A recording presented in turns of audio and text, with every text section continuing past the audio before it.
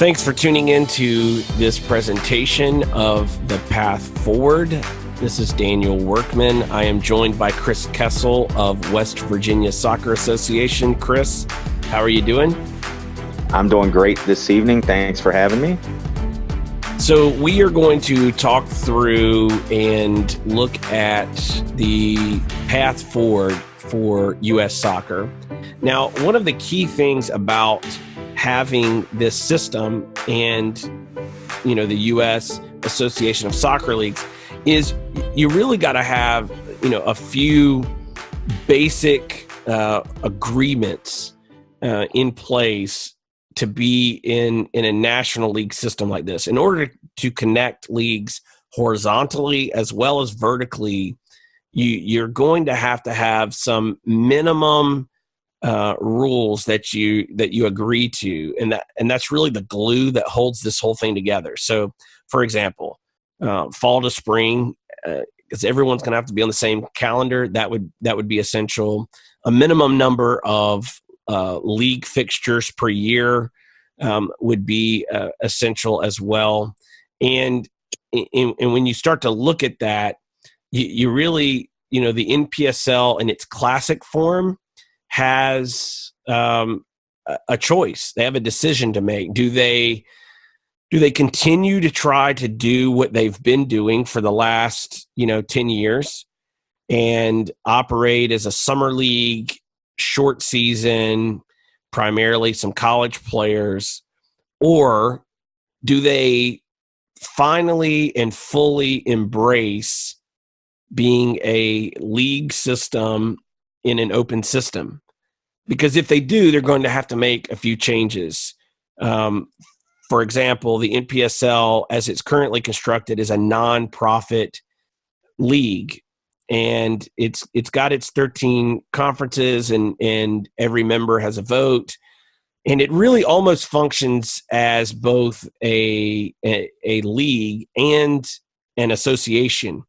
And so what the NPSL really needs to do is have this NPSL Pro needs to be a separate entity, a for-profit entity where every club owns an equal share in the league.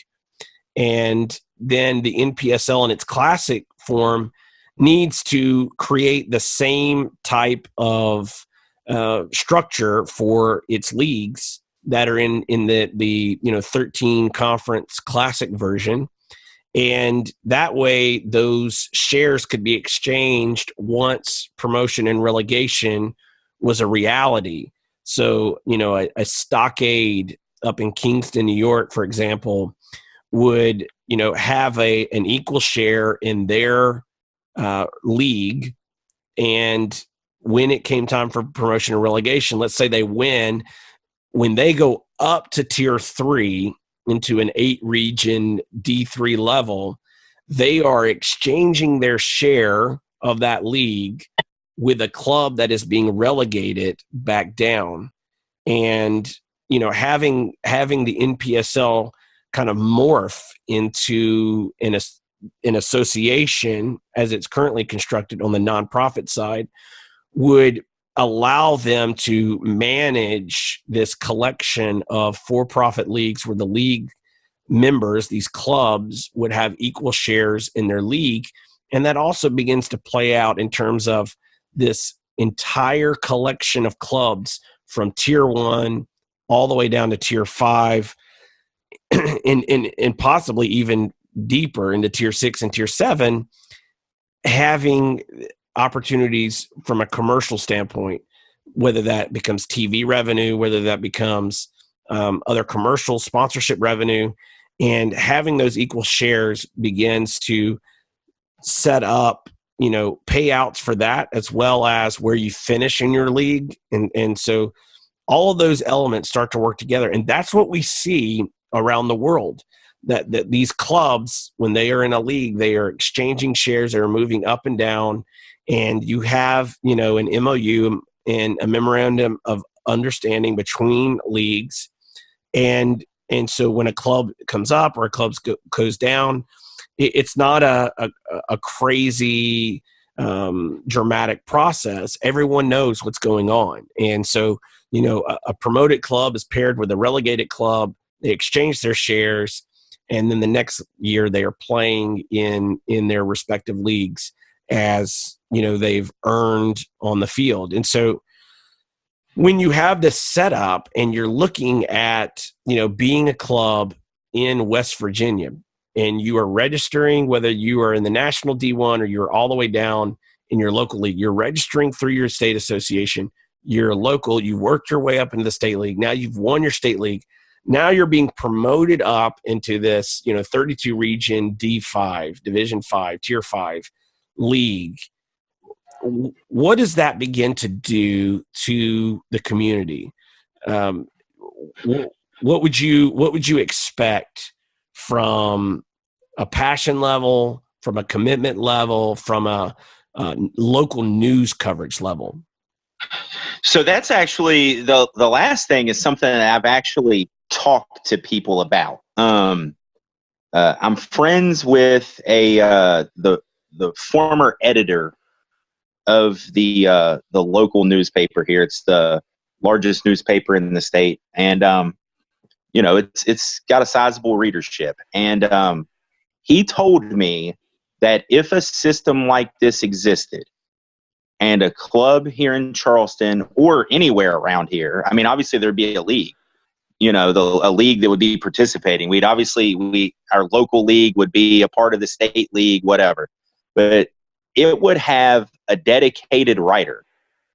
And if a club got promoted into the regional leagues, and as it was going up the pyramid, it would get the kind of coverage that a professional team would deserve. It would get the kind of coverage that West Virginia University football and basketball get, Marshall University football and basketball get, because, it would be newsworthy, is basically exactly how he put it. And currently, we have a local PDL team, and they don't really get coverage because what the PDL is not really newsworthy. It's a summer league. It's something that, doesn't generate any kind of storylines. Obviously, if that team's doing well and because a few years ago they made the playoffs and they made it to the Final Four and whatever, and they got a lot of stories wrote about it because it was important. But the storylines that exist for fighting for promotion or fighting off relegation and participating in a national system, those things are the kind of things that people want to read about. And if people want to read about them, the newspaper and the news want to cover them because ratings and readership are generated and they're able to sell advertising. I mean, the ecosystem of what gets covered is because, the storylines and what generates readership so that they can sell advertising. And he was 100% sure that this system would generate massive local coverage for a club here in my community. And I have a feeling that it would do that in all communities of this size and smaller all across the country. Because just like we've talked about, these communities, the Youngstown, Ohios and the Zanesvilles and the Toledos, they don't have professional sports. So this access to the pyramid would be the biggest story in town, and I think that's something that people don't really think about is they go, oh, well, soccer isn't getting covered, as often as we want in the New York Times or on ESPN. Well, if we were getting covered, by sports department, sports sections in newspapers and on the local news all across the country, this pyramid would generate, by a magnitude of 3, 5, 10, 50 times the coverage that we're currently getting with the closed pyramid.